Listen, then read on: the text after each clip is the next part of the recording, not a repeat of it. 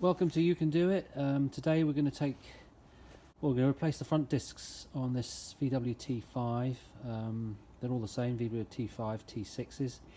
So first of all, what do we need? New set of discs and pads. I'm putting some nice Brembros on here. So it's late, so I'm having to do this under light or artificial light. So let's get cracking. First of all, chock the wheels at the back, make sure it can't go anywhere, and then we'll jack this up, take the wheel off, and make sure the vehicle's on axle stands before obviously we take the wheel off. So let me get cracking. He's on an axle stand there, so we're all safe under here. So next thing to do, before we, just in case this is really tight and you haven't got an impact driver, keep this together because someone can put their foot on the brake. We just need to loosen there. You'll need a torque spline for that. Put one in there and we'll undo that. I say if it's a bit tight, you can get someone to put their foot on the brake or find out some way to hold it. Anyway, that's loose. You don't need to completely take it out, but just leave it, just loosen it off a bit. The thing is, we need to take the caliper off here. Before we actually undo any bolts, we'll just take this little clip here, which is a little retaining clip here, and then you can't take the caliper off until you take that clip out there, and then we'll undo things at the back. So let's take this clip out. That bracket comes off. The way it fits in there, it just sort of fits in like that, and it's same on the other side when you put pinch on it. But the way you do is put a screwdriver underneath it where my thumb is, get one side out, and then the other side will come out. So that's off. Next thing we need to do is come around the back here. So we've got to take the caliper off. So here, you can use your nail or a little screwdriver, but there's some little plastic cups in there. And then in the end, down in there, you need to put a 6mm, well I think it's a 5mm Allen key. So let me just get that one off. We've got another one here underneath. Yeah, she's off. And we just need to. And they're not very tight because they're only sort of just to stop the thing. Not actually holding it on in a sense. There's just one here as well. Just say undo that like that, and we'll undo those. Just have to undo them all the way. Same with the top. Before we take this caliper out, we need to actually push it back out, ready for the new pads that go in, because obviously they're a lot thicker and you've got a thicker disc because you've got a newer disc, so you need to push that piston back now. So just to make things easier, it's best to get inside and turn the steering wheel so the wheel's facing out. So I'll do that. Okay, now. So the wheel's out now, which makes it a lot easier to get to we need to take the carrier off, and the carrier bolts can be quite tight. So anyway, so now what we're going to do, so you can see here, look, that the piston is out a long way. So what we need to do now, look, don't do it too hard because it will slip. You just do it gently, look, slowly, look. You can see, look, that's anyway. So just keep going, look. Just feel that caliper's pushing back now, slowly. Look, this gives me a bit more. See, the caliper's getting looser now. Right now it's a bit loose. Look, you can actually get a bit of a gap there. As I'm not using the pads, I'll get my lever in there and just gently. Don't do it hard. If you do it too hard, it'll slip. So it's just very slowly. Now what that's doing is pushing the cylinder back in, and that's actually pushing fluid back up to your reservoir. So just need to make sure that once that gets to the end of its travel, you'll know, because you won't be able to move anymore. So let me just go and check. Okay, now we can take the caliper off like that, look, and I like to get a cable tie. We can get a cable tie. I don't like to just leave it hanging like that. Okay, look, I've done a profit job. Just pull that caliper out of the way with a cable tie. Just pull that out. That's one of the old pads out there, look. While it's there. There we are. Oh, there we are. That's the old one, pretty thin. And the other one is stuck on here, look, and as you can see, that is really thin. And that's probably really is quite tight, that old one. I definitely need replacing those pads. So I'm just going to change the disc as well because we're here. Get your tyre in there and you pop that off, look. So that was an old one. Not a lot left on that, was there? So I say I want to take this same time. I'm going to take the opportunity. I could just put some pads on there now, but this is about 1.5mm lip on there, 2mm lip on there. So I'm going to just put some new discs on there as well. So to take the discs off, we now need to undo these two bolts here. There's one there and then one there. I think they're 21mm. The reason you can have the wheel out like this, out the arc, so it's turning, is that if you need to put some leverage on that, you can do, whereas when the wheel's just going straight ahead, you get caught by the bumper. So let me try and undo those two now. Okay, got the old long lever, look, that one's undone.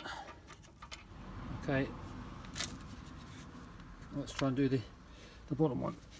Yeah, that's done. So they're both undone now, so let me just let me quickly take those out. Take this last one out. And then this whole caliper carrier comes off. Put that to the side, bolt out. So now we're basically ready to take the disc off. So I mean, you don't have to, but I'm going to straighten the wheel up again. It makes it a bit easier to work on, so let me do that. Apologise for the light on this video, but it's a bit dark out here anyway. It's pitch black in effect. So we just take this right out now. It's just a retaining thing. So now the disc is free to come out, but as always they're usually pretty stiff, so best thing to do is give that a bit of a whack with a hammer.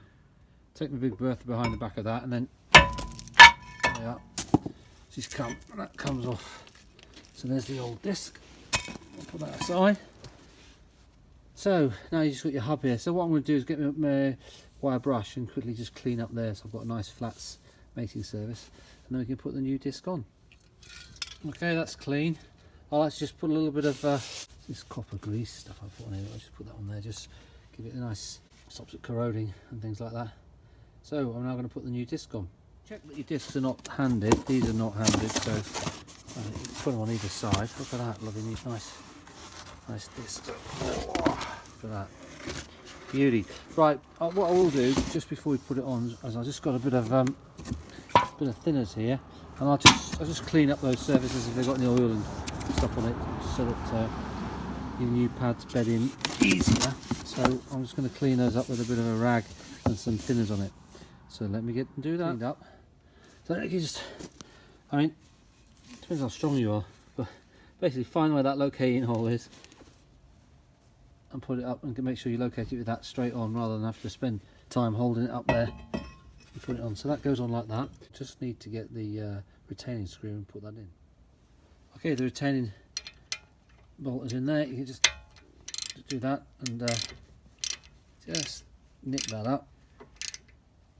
Right, so I'll need 2 hands for that. I'm just going to hold that and tap it here with a hammer as well. Make sure that it sits that nice and flush, and then we'll just tighten it on there nice and solid now. So now I'm going to quickly go inside and turn the wheel again so it's sticking out. Now it's time to just put the carrier back in. So I need 2 hands for that, because yeah, we can put these on now. It's -2 out here at the moment, so it's blooming cold, so that's why I'm not doing videos of actually every single thing. So let me get on. I'm just going to tighten these up. Okay, now we can start putting the pads in. You've got this one here without the thing, that goes on this side, so you can push that in there, and the other side that actually goes into the piston on the other side there. Now some vehicles have a wear indicator and some don't. This one hasn't actually got a wear indicator wiring loom for it, so this just clips up out the way. So let me get that in, and I'll put it in the caliper and show you. Basically goes in there, and those little springs go in there, so you have to get that in. So that's clipped in there like that, and then this cable goes up through there. Right, so now it's going to be time to cut our little cable tie, and we can get it back. So that cable comes up back through there like that. So now I'm going to cut my cable tie and put the caliper back on. So that just fits in there like nicely. Look, that disc, that pad stays on there, and that fits over. Now, if for any reason you didn't push that in far enough so that when you go to put on your caliper with your new pads and it won't fit on because there's not enough space, then you can always use something like that, which I did, just to squeeze in that plate there and push the piston in a little bit more. Sometimes you're a few millimeters out, in which case that's all that was. So that fits in there nicely. Now, before we screw these back in again, these little plungers here, pull them out, which I've already done, and just put a bit of grease on and make sure that they're all nice and smooth, because that's what the caliper moves around with that. And if they're stiff, then the caliper won't float properly, and you'll get irregular wear, and you might get, you know, constant squeaking and things like that. So I'm just going to go and start doing up those two now. Bear with me. Okay, just make sure when you're putting these back on that both of these are out, because what you might find is that you can't quite get this located properly, and you can't work out why that one won't go in or whatever. It's probably because one of these two has gone in too far and won't let the thing sit properly. So make sure they're out like that, and then you can screw that one in, and then you can get this one in the right place and screw that one in. Okay, let me tighten those up now. They're nice and tight. Okay, just remember to put your little plastic things in there, one at the bottom. Right, so we're all finished from this side. So now what I'll do is I'll turn the wheel, and I'll get the wheel nice and square, and I can put the clip on and put the wheel on. The wheel's straight now, so now I just need to put the clip on in here. So what I generally do is you can put one in the bottom, and then you can generally one in the bottom, and then you can push the other one in. But I need both hands to do that, so I'll just come back. Okay, that's in. You get it in, and you just gently tap it with a hammer. That's in nice and solid. Right, so she's all done there. So there's one more thing to do before I put the wheel back on, and that's if we go up the top here. You just need to check your levels or your fluids and everything. The fluids are all right. So next thing to do is to put the wheel back on. So let's get on to do that. Wheels on, done. The nuts are done loosely, so we'll get it off the jack, and we'll jack it up, take it off the axle stand, and then let it down, and then we can tighten these wheel nuts up properly. Okay, the wheel's on now. So now you just got to go inside, sit on the seat, and obviously pump the pedal and make sure you've got brake pressure and everything before you go off down the road. So obviously check your fluid levels, check you got pressure on your pedal, and then you're good to go. Try and bed your discs in gently. Don't go and hammer them hard for a while. Just brake gently, let it all bed in, and you've done it. So you've changed your front discs and pads. So I hope this video was a help. Please give me a thumbs up or send me a comment. Hope to see you soon on the channel.